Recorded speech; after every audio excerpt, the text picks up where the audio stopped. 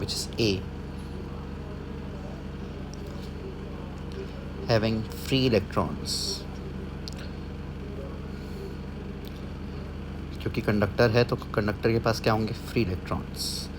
You have know, आप सबको पता है कि जैसे ही मैं इसको किसी बैटरी से कनेक्ट करता हूँ, ये जो नेगेटिव वाला टर्मिनल है, तो यहाँ से इलेक्ट्रॉन्स रिपेल होंगे और टुवर्ड्स पॉजिटिव साइड ड्रिफ्ट करते हैं electrons, which is denoted by Vd.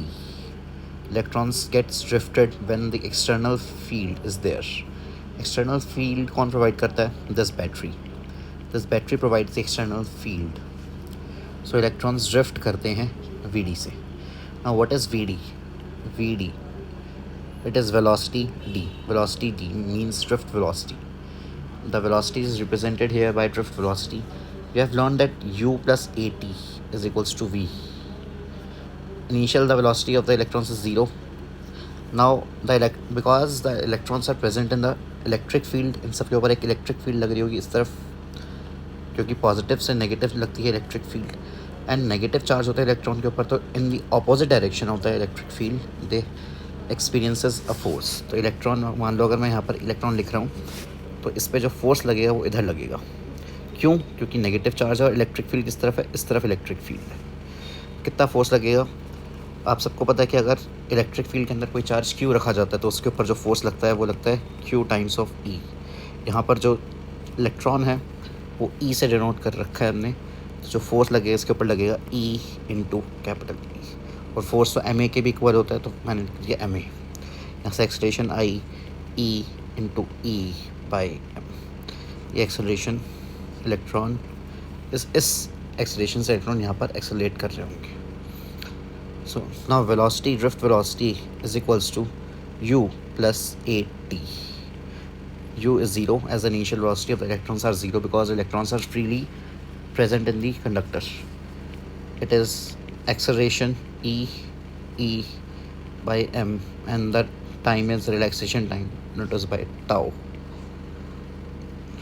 दो इलेक्ट्रॉन्स के दो कोलिजन के बीच का जो टाइम लगता है जिसको बोलते हैं रिलैक्सेशन टाइम.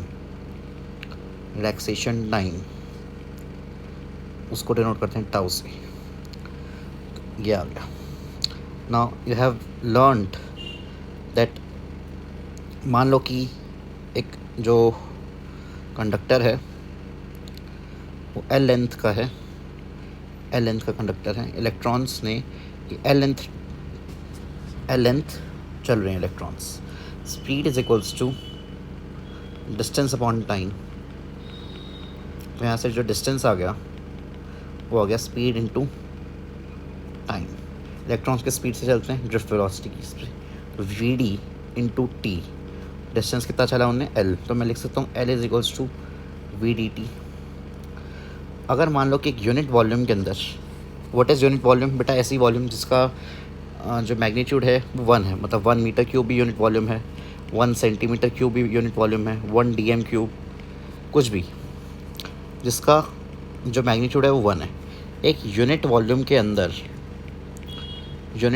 अंदर जो फ्री इलेक्ट्रॉन्स वो n है. कितने हैं? n.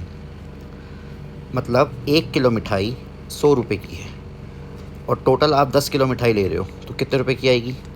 1000 रुपये की आएगी. वैसे ही एक यूनिट वॉल्यूम के अंदर इलेक्ट्रॉन्स कितने हैं? एक यूनिट वॉल्यूम के अंदर इलेक्ट्रॉन्स कितने? n. तो टोटल वॉल्यूम कितनी होगी? टोटल वॉल्यूम कितनी होगी यहाँ पर हमारे पास?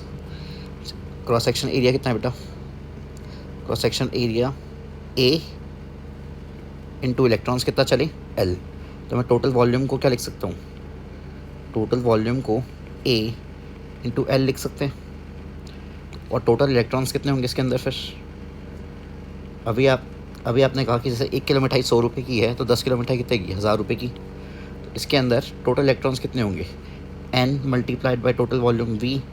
टोटल वॉल्यूम V किसके इक्वल है? AL के इक्वल, तो NaL. ये आ गए टोटल इलेक्ट्रॉन्स. अच्छा, आपने पढ़ा Q is equals to NE first chapter में.